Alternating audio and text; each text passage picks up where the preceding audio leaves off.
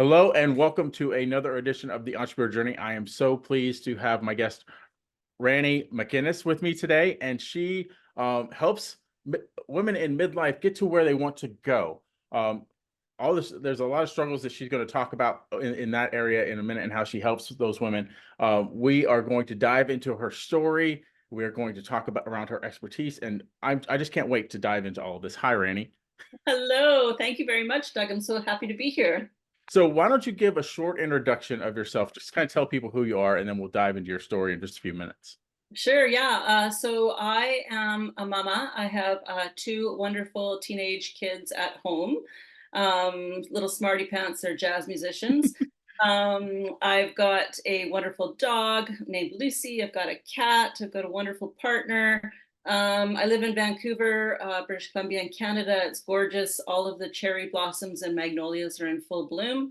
And I have the best job in the world, which is working with women in midlife, helping them with career transitions. Nice, nice. Well, what I like to do with guests before we get into like your story and some of the expertise, some of the heavier stuff, I like to keep it light. So I want to ask you some getting to know you type of questions. Sure. So first of all, what inspired you to focus on helping women in midlife with their career transitions? Yeah. So I'm a woman in midlife, and uh, so that's a sweet spot, clearly. So women in midlife and career. Okay, so part of that is I bumped up against a whole bunch of walls that I didn't even know that existed. Once I hit this kind of like 40s, definitely 50s age range, and it was shocking to me. I couldn't understand why I was bumping up against something called ageism and other variety of different things. So I really felt that after I had had enough of that, I really wanted to do something different to help women so that women didn't have to be in that same position that I found myself in. So I did a deep dive and educated myself around the whole sort of the system and the issues around women in career. Okay, we'll dive into that a little bit more when we go into your story, but that is awesome. I love that you do that. And I also know that you have had an award-winning brick and mortar boutique. Can you share a memorable moment from your time running that? Yeah, I love talking about my flower shop. As a matter of fact, this board back here is from my flower shop. It was Wow. called the Bloom Room. Yeah, it's one of the things that I kept from it. So I had this gorgeous flower shop. It was always a sort of a brainchild. I always wanted to have one, a brick and mortar store, but two, a flower shop.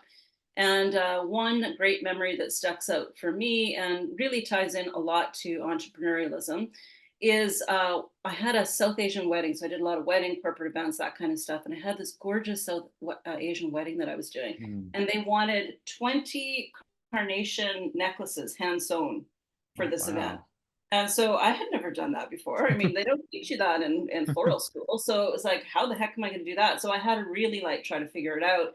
I spent all night by myself in the studio, hand sewing carnation by carnation by carnation, Wow. making these gorgeous big necklaces. And, you know, the family was thrilled and they were beautiful, all different colors. So, yeah, that's a big memory of mine, doing different things like that, trying to figure it out and make it beautiful for people. Yeah, that is so unique. I had not heard of that before. I bet it was amazing and beautiful.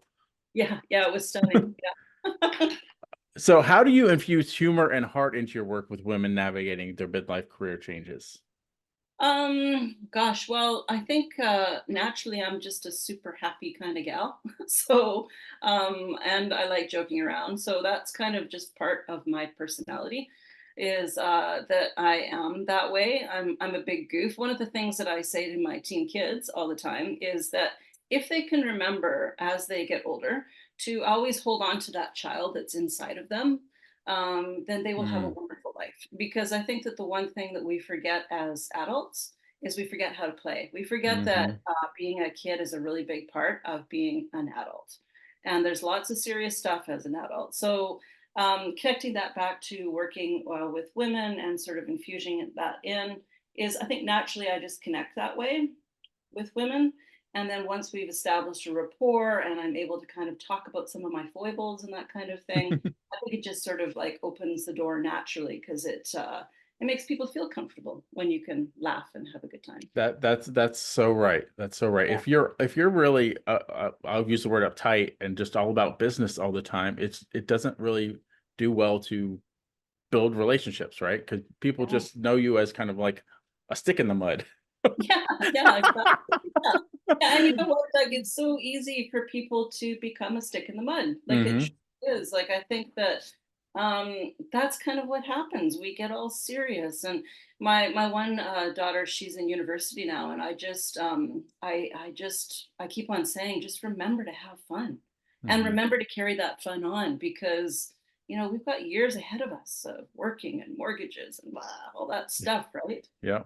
Yeah, So, it's life is stressful, right? It's yeah. just is. There's a lot of weight, and so the only way to really relieve that weight is to, like you said, kind of express that inner child, right? And have fun. Like do things that you love to do. Like for Yeah. me, I like to play golf. I like doing a lot of things and traveling. So I feel like that's when some of the stress becomes relieved. So Yes, exactly. Yeah. Yeah. nice. Um, a question that we always have on the entrepreneur journey is the fill in the blank question. And I'm always sometimes surprised. I say always, and then sometimes it doesn't work, does it? I am sometimes surprised, but uh, I always love the answer. Let's just put it that way. So your fill in the blank question is entrepreneurship is a journey of blank and blank. Ah. Um, okay, so I have done I'm on my fourth entrepreneurial venture. So Wow. I would say that entrepreneurship is a journey of tenacity Mm, and creativity. yeah. Yeah. Mhm. It That's what I would say, yeah. very, And very much so. yeah, and I would Um, oh, sorry, go ahead. No, I was gonna say, yeah, I always have this idea of what I expect someone to say, and what I expected you to say, like the default answer I would think a lot of entrepreneurs would say is trial and error. I expected you to go trial and error because Ah. especially after you said four entrepreneur ventures, because a lot of times our first venture doesn't take off, and we Mhm. try something else, and eventually we get exactly what we're aligned to do, right? Yeah. Yeah. So, Well, and I think that that actually follows with tenacity and creativity because mm, it's just a little bit different way of looking at it. Tenacity because you really, I mean, it takes balls, right? It, yeah, it takes balls to it put does. yourself out there and to really go for it. You're leaving the safety of a paycheck and Hmm. benefits and all of that kind of stuff to create something out of nothing. Like you've thought about this thing in your head, which is also part of the creative part.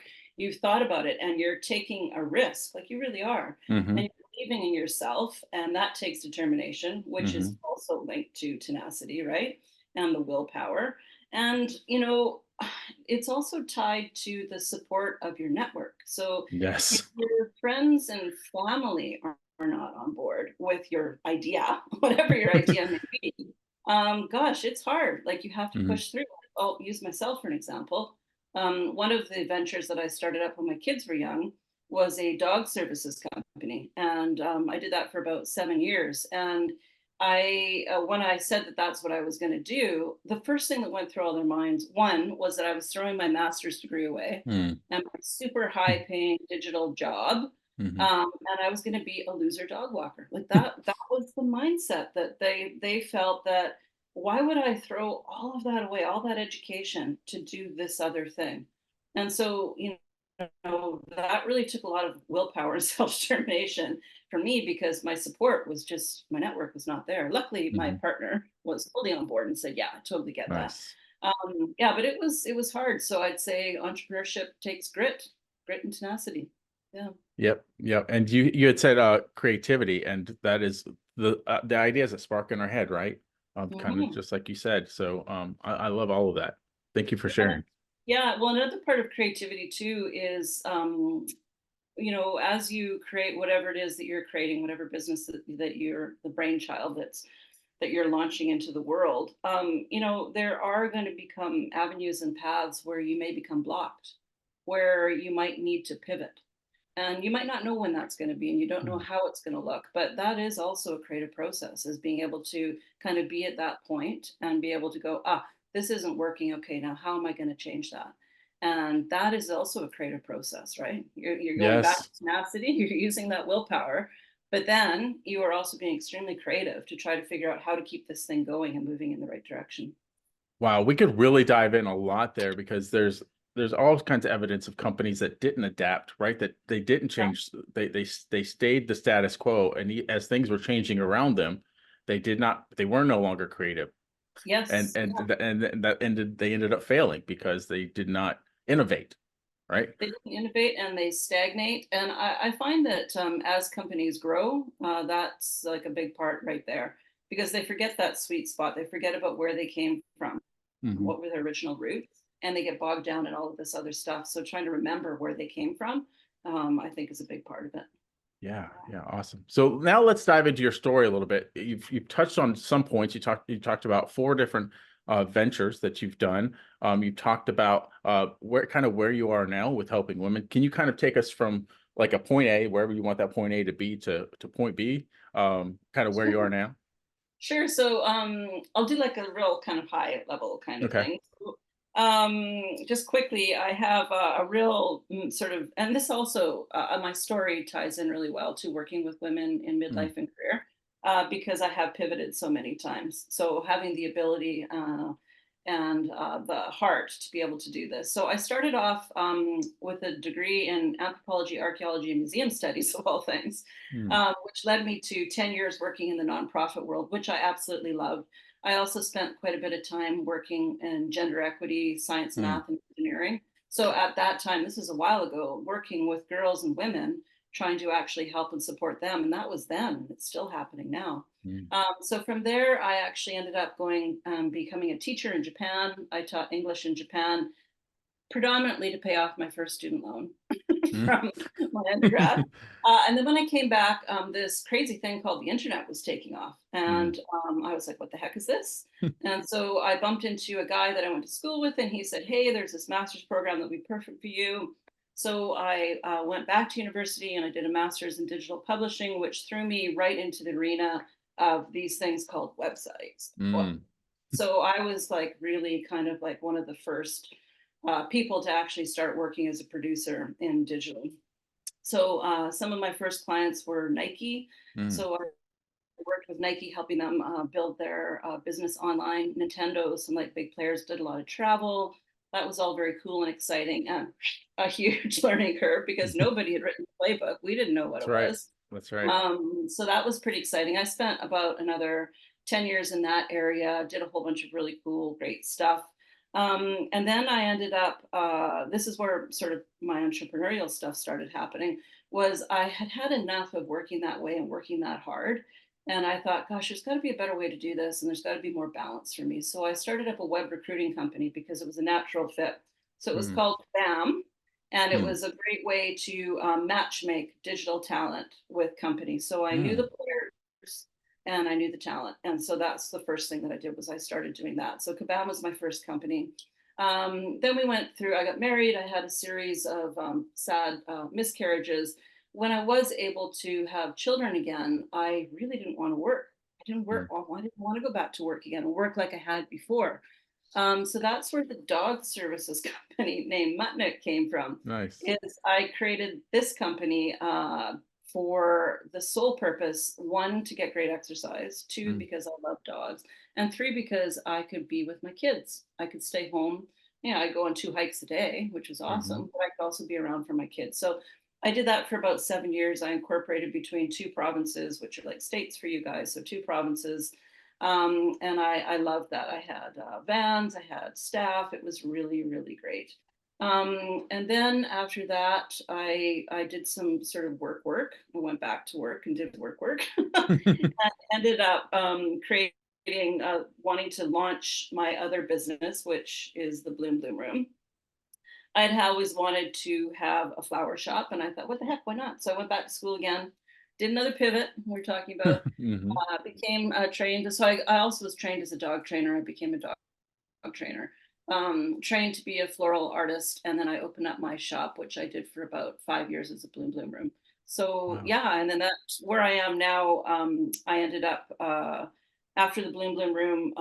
I ended up closing it because, and this is all part of owning a brick and mortar store is that and leases is that you really don't have a lot of control Mm, over what's going to happen unless you own that space. You mhm. don't have a lot of control. So in my case, the hospital, there was a big hospital revitalization happening in my town, and with that, it started closing all the retail shops, bang, bang, bang, bang, all the way down the street.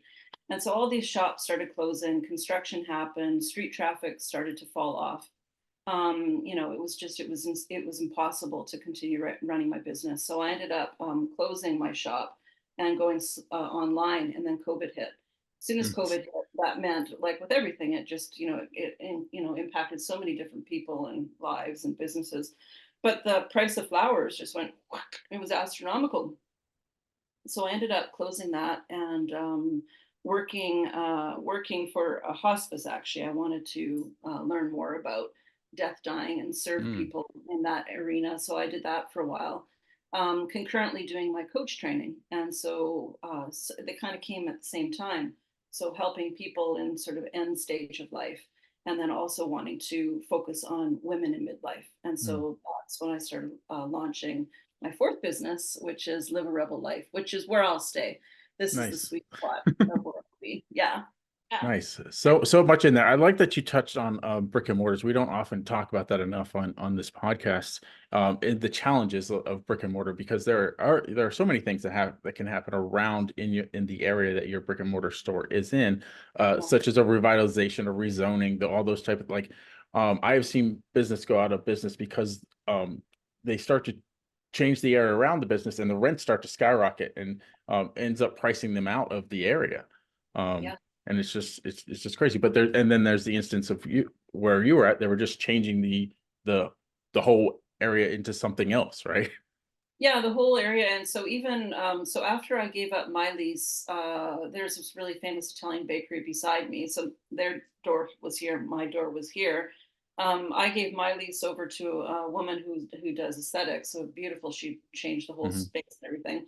But just last month, I heard that the building was for sale Mm. and another dental office is moving in. So from that corridor, everything has changed. So both of those tenants, and the Italian bakery has been there for 20 years or something, Wow. like a long, long time.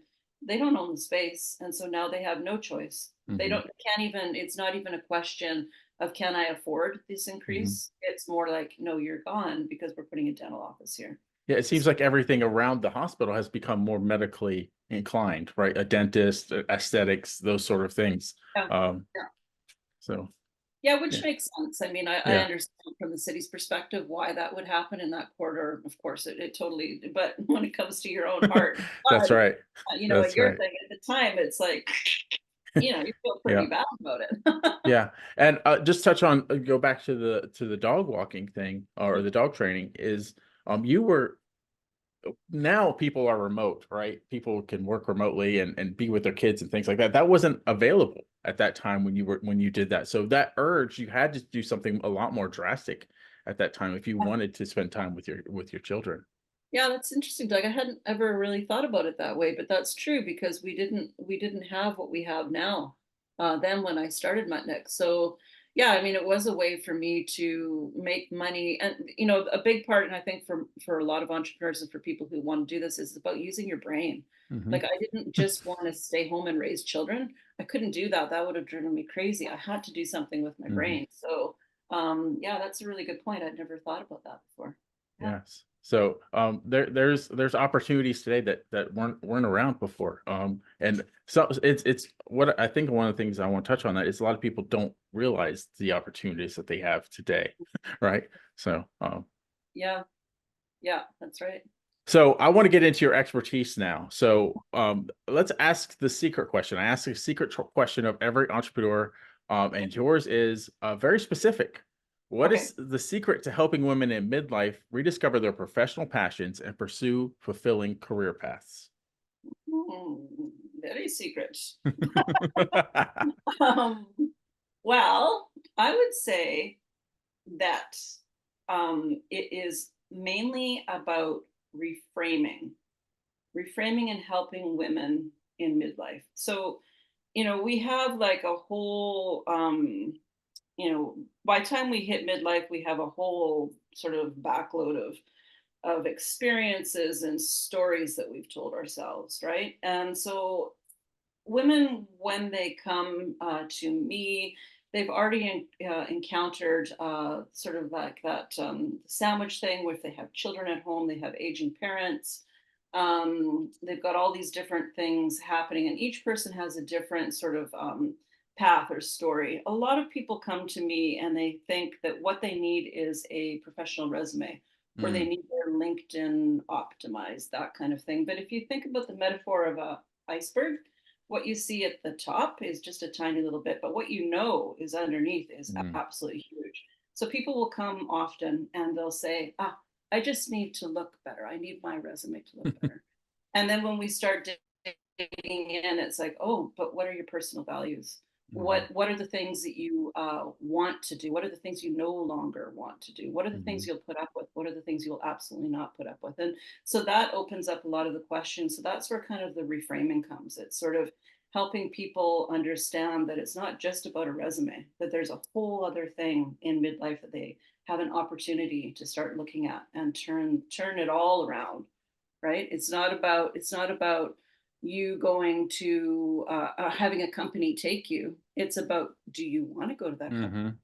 Does that company, is it in alignment with your values, with where you are right now? So I think that that's really a big part of the secret of working with women in midlife, is to reframe this and to help them understand that they are amazing and that there is a lot of stuff that they've done and will continue to do. So that's Yeah. hard because we've got mindset, we've got limiting beliefs, we've got those dreadful little monkey gremlins in our heads, Yeah. telling us, no, you're old, you're past your due, your past due date, you're all this kind of stuff. It's hard. And then on top of that, Doug, women in midlife also have other things. They might come from a separation or an ugly Mm. divorce, aging, like I said before, aging parents and illness. Like there's a lot of other stuff layered in to this particular group of people.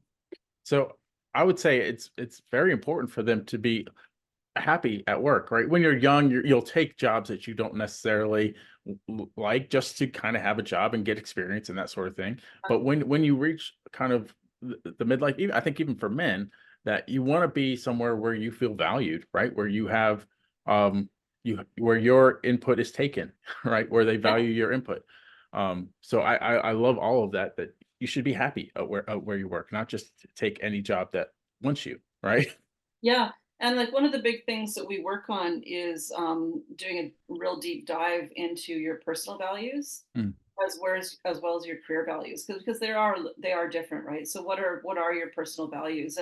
And a lot of people haven't really thought about those things. And when they really start thinking about what their personal values are, and then they think about where maybe the company that they were at before, the company that they're currently in, or the company that they're thinking of, often there'll be like this light bulb that'll go off and it'll be like ding. It's like, that company or this company or that, whatever is totally not in alignment with mhm. what my personal values are. Why am I barking up that tree? Why Yeah, did I spend so much time there? So that's a big epiphany, I think, for a lot of women, and I nice. men, of course, too. Yeah, But women is my sweet spot. yeah. You had mentioned some of the challenges that the women making this transition in midlife in careers and things. Can you kind of touch on a little bit more about how you help them overcome those challenges? Yes, so I do have a 12-week program that's the foundational program Mm, that we work with. So that's similar to what we were just talking about now. mm, So it's taking it right back, stripping it all the way back to starting with energy. mm, Where is your current energy at? What is sucking you, sucking your energy out? What are the things that are giving you energy? So we start right from back at the very part. Then we start getting into things like your values, your passions. I know passion is a word that people throw around a lot, but I think that it's important to think about the things that really light you up, mm, as well as what the world needs. Because I think that women have a natural kind of empathy and connection to what they want and to what the world needs. And so mhm. if we can figure out what that tether point is, then that's really again a sweet spot, because then you can start earning a living doing something that actually connects to that passion. So we work on those kind of things. We work on career values. We go deep into that. We look at skills Mm, because often maybe we haven't actually upgraded our skills in a while. Maybe we haven't worked for a while. Maybe we've been in a job doing the same thing. So we need to take a look at that. Again, with limiting beliefs and mindset, we really go deep into that, trying to reframe narratives and stories to start feeling more positive about that. And the other part is sometimes it's even about standing still in the moment and realizing that perhaps where you are right now isn't as bad as you thought it was. mhm. So we spend a lot of time looking at that as well. Yeah, nice. One of the things that has come to mind as we've been talking is the term. This is the entrepreneur journey, but a lot of the people that you're talking about are could be considered intrapreneurs, right? They were going into a company or they work for a company and they are a part of a team that Right. are helping the company grow, right? And I think there's probably a certain level you have to be at to be inside of a company to be considered an entrepreneur as part of that company. But I think that I just want to kind of touch on that. And I think a lot of times you need to have that mindset when you go into a career that you're an entrepreneur, right? You're helping, you're not necessarily, it's not your own company, but you're helping something that you feel aligned with, as you said, grow, right? Yeah. Yeah, that's interesting. And I think that that's a possibility with smaller, more agile companies. Mm, I think once you get into kind of like the big behemoths, like I yeah. think there isn't that possibility or the potential to make that kind of impact. But I like that. I think that's really interesting because there are a lot of women that I work with that are interested in working for smaller Mm, nonprofits and that kind of thing, and that they can make that sort of impact if they can understand what their values are and what the other company is and match that and be able to have a voice at the table. So yeah, exactly, exactly. And the smaller, more agile companies are looking for that type of team that everyone is kind of aligned on the same mission, yeah, and the values all aligned. So I love that we were able to discuss that a little bit. yeah. The next thing I want to get into is I know you help some women. So you midlife, we're talking a lot of women have probably had children and sent them off to college at this point. So they probably a lot of them may have taken a break. So you help them from that career break transition back into the workforce. And how do you do that? So I guess a little bit about what we were just talking about before. Yeah. So yeah. So I mean, that's kind of it. And it's not just that. I think that a lot of the women that I work with actually still have kids at home Mm, because we're having kids later in life. hmm So, women, a lot of women in midlife have had, I'm a great example of that. I had my first child at 39 mm, and my second child at 42. So, and there's a lot of people that I work with that are exactly like I am. So they have young kids at home, well, youngish yeah, kids, right? yeah. Teens are still young. They're noisy and big, Yes. but they're still at home. And then of course you've got aging parents, so that's a big part of that. So um, yeah, I think that the again, just going back to the 12-week program, it's sort of it builds, right? So we have lots of space and time to talk about other things as they come up. There's definitely a program and that there's homework that has to be completed before we can progress, but there's enough space that if there's any kind of friction point that arises or anything like that, we have the time to actually discuss it. Yeah. Okay. I think one of the important things too for not only women but men and not only people in midlife is to understand that to re-enter the workforce or to make a career change or shift, sometimes can take 6 to 18 months. Hmm. It doesn't necessarily just happen overnight, and I think that that causes people a lot of stress not understanding that. So to try to help people understand that this is a bit of a long game, and especially if you give yourself the time and the space to really think about what you want and what will serve you and what will serve the company the best, then you're taking that time and understanding that you've got this window of opportunity to explore. That is to say, if you have um, if you're in a position where you can't afford to take that much time. Some people are not. Some people Yeah. must take the job now. So there's that as well. Yeah, another thing that has come to mind is with kind of all this development that you're talking about, like it's almost to me like you go into an investor meeting and you're pitching your company, you're almost you can go to this company that you want to be I'll join their workforce, and you have your pitch, right? I align with your values. This is why, like, it's not just I want a job, it's I align with what you want to do and you align with what Yes. I want to do.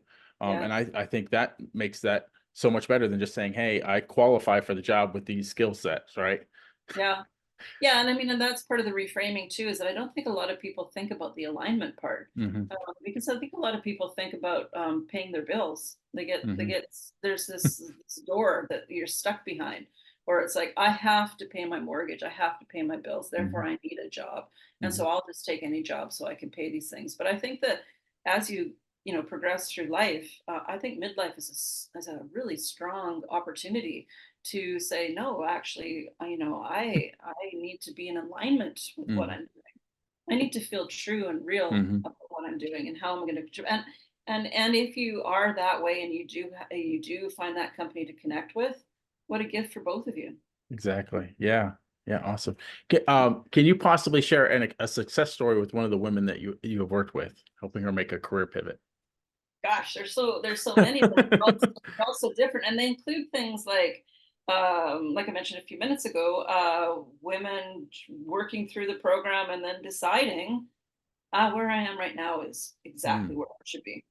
And, comments being, thank you so much because I now know that those thoughts no longer serve me. I don't have to hold on mm, to them anymore. Thinking that you have to keep pushing, thinking that you have to be something bigger. It's thinking that you need to continue on with that ego. Working with women who were consultants their whole entire life mm. and wanting to get back into the workforce. That's a big one. That's a hard one. I've had some real big successes with women doing that. One thing that I've heard from several people that I've worked with, and the first time it happened was so surprising to me. Um, I was working, this first example was I was working on a new professional resume, and I had re created the whole entire thing, and it was a beautiful layout, and it really pulled out their skills and their strengths. It was everything that was them. Like there was nothing that was out. I didn't make anything up. This Yeah. was them. And I gave it back to them, and I didn't hear anything. It was like crickets. There was like no feedback. There was no returning phone calls. Finally, when I got the person back on the call, they said, I'm super uncomfortable with this resume. And I was like, oh, geez, why? Like, what's happening? This is all you. This is your stuff. And the comment, and it's not just this person. I've heard it from many other people, is I feel exposed. I feel naked. I feel like all of Mm. these things. I feel like one person said, I feel like I'm in a bikini in a boardroom, standing Wow. like in front of people. And to me, that was just so illuminating and sad in a way because this was them. This was them. And when they had time to really think about it and own that, then it was like, yeah, this is me. I am this person. I am going to celebrate this, and this is me. And then I'm comfortable with it. I will move forward. But there's this moment where they're so used to being maybe not like that, not portrayed in that light, Mm, to be put into this other space and to be held up that way. It was uncomfortable. mm. And so helping, I think, that might not be specifically job related, but this is a big piece of it, is that self-confidence and awareness about who they are. That is amazing to see happen in a person's eyes. Yeah. Wow. Yeah, I imagine. It can be. It's just, I don't know. I don't even know what if I have words for that. It's just the, so are you saying that they didn't realize that they were as accomplished as they were? Like, so they were put on a pedestal that they didn't even know that they had that pedestal. Are you kind of like, Like that, but also just maybe I'm showing off. oh, gotcha. Right? Like Gotcha. there's that as well. There's like, oh, I'm a peacock, I'm showing my feathers. Like that, that's uncomfortable for a lot of women. And especially, women who maybe have stayed at home and have raised Mm, their family and they're re-entering the work. They don't necessarily look at themselves that way. And they're also bumping up against all these other walls and doors and ageism and this kind of stuff. And they've got gray hair and they've got other things going on, right? So when they see themselves in this light, it's like, oh no, this is not me. I can't be like that. And then once they've had some time to think about it, then it's like, yeah, this is me. Yeah, Hell yeah, they you take know, ownership of it they and take are ownership. bold in it. Yeah, they bold, and then that helps them again, looping back into kind of understanding alignment and values and that kind of stuff to try to powerfully move forward. Like that's I find often when we start with a resume, which is another thing. Actually, a lot of people, I think I mentioned this, a lot of people will come to me with wanting to have the Mm, resume first, which is how we started. And really, it's everything underneath the mm, water, and mhm. so this underneath the sea. And so this is a really great example of it. It's like I just need a new resume, but then they've discovered everything underneath there, and it's like holy smokes, there's a lot here to unravel. Yeah, what that also brings to mind is people like just from a consumerism type of thing. People want a certain think they want a certain thing, and it's kind of like you sell them what they want, but you give them what they need, right? And I feel like that's a lot of what you do is like you sell them the resume. Yeah, well, I'll give you a resume, but what you really need is all this underneath, right? Yeah, yeah, and I don't think that we really think about it. And I wish that for me, when I went through a lot of and I, you know, that's one of the reasons. Sorry, I was jumping around a little bit there, but that's one of the reasons why one, I have an entrepreneurial spirit, so it's hard to stop me from doing that kind of stuff. But two, it was because I was bumping up against this stuff Mm, in jobs, and it was like, this is not right, you know. But I wish that I had had somebody to work with to show me what was underneath the sea, because we get so caught up in our heads and our own stories that we forget to strip it back and to take a look mm, at it. And if there isn't somebody there to guide you or you know has the expertise to help you, then you're stuck mm. on top of the sea, you know. Yep. Yep. Wow. Yeah. We could really dive in much more. And but we don't. This interview could be 2 hours long. I love everything that you've had to share, Rainey. It's been a pleasure having you on. I do ask one last. Well, first of all, where do people find out more about you if they want to work with you? Suppose we have women that are listening that want to make that career transition. How do they find out and get in contact with you? Well, they can go to my website, which is livearebellife.com. So LIVEAREBEL, live a rebel life, LIFE.com. There's all sorts of information. I've got a blog, I do lots of writing. I have a newsletter, which is full of really great stuff, specifically geared at women Mm, in life, so they can sign up for the newsletter. Yeah, I guess that would be the best place. Of course, I'm on Instagram and LinkedIn underneath my name, which is Rani Macinnes, and Facebook. So any of those nice. areas.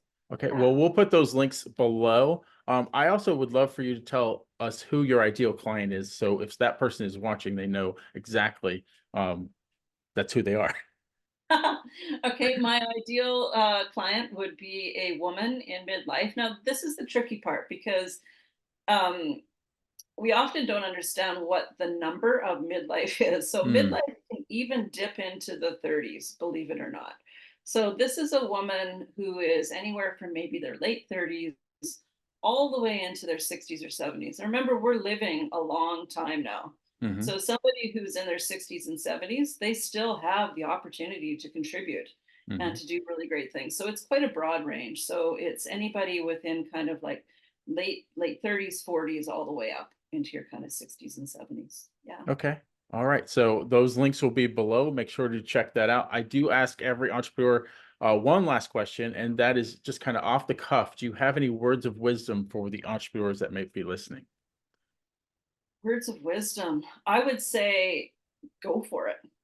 You know, just go for it. Like if you have something inside of you and you can't put it to bed, you can't stop thinking about it, have that tenacity, have that grit, have that creativity and bring it into the world. You'll never know until you actually do it, until you try to like step outside of your comfort zone and to create something. You just have to go for it. Don't second guess yourself, and don't spend so much time um yeah, second guessing yourself and sort of swimming around in a circle. Just go for it.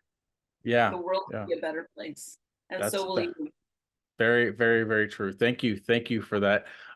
Thank you, Rainey. And until next time, entrepreneurs, keep moving forward. Thanks a lot, Doug.